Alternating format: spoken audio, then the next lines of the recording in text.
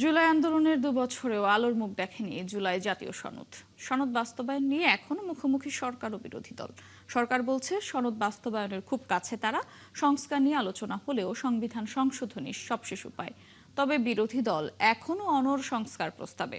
দাবি আদায় না হলে আসবে কঠোর আন্দোলন। আরো জানাচ্ছেন ফরহাদ ইবনে মালিক।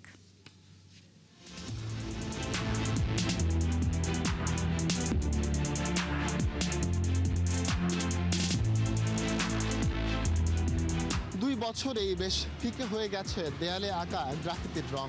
সেই সাথে অনেকটাই ফিকে জুলাইয়ের আকাঙ্ক্ষা সংস্কারের ভবিষ্যৎ।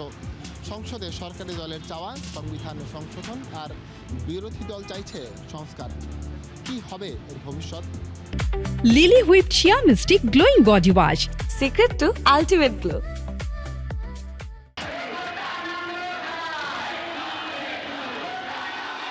বর্ষা বিপ্লবের জুলাই, ২ বছর আগের যে জুলাই বাংলাদেশিদের জীবনে রেখে গেছে সবচেয়ে বড় প্রভাব। কোটা সংস্কার থেকে শুরু হয়ে লাগাতার ৩৬ দিনের আন্দোলন একসময় রূপ নেয় এক স্বৈরাচার সরকার পতনের আন্দোলনে।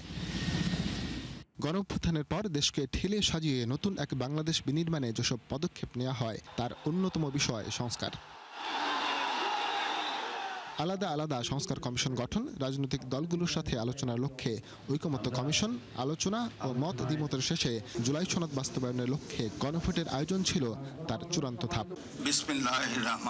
সে সনদ বাস্তবায়নের দায়িত্ব ছিল নির্বাচিত সরকারের কাঁধে। বলা ছিল, নির্বাচিত সংসদ সদস্যদের শপথের মাধ্যমে গঠন করা হবে একটি সংবিধান সংস্কার পরিষদ।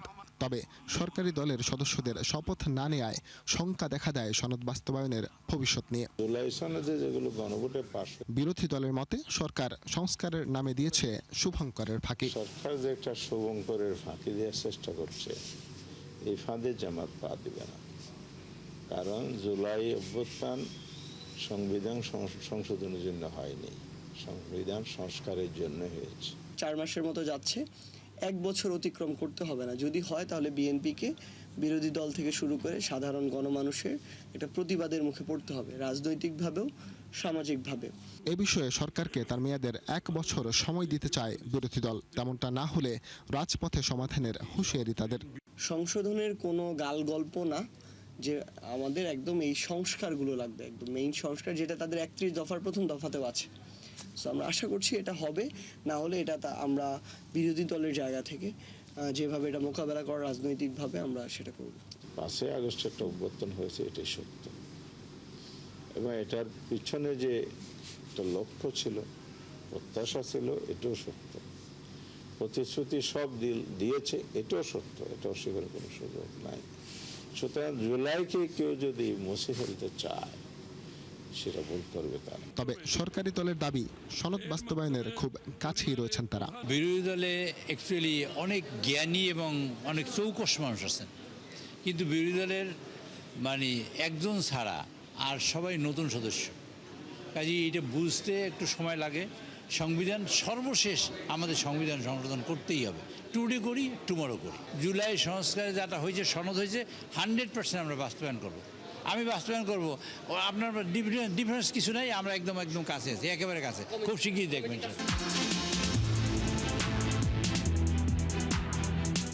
জাতীয় নির্বাচনে গণভোটের রায়ের পর জুলাই সনদ বাস্তবায়নের কথা ছিল সংবিধান সংস্কার পরিষদ গঠনের মাধ্যমে।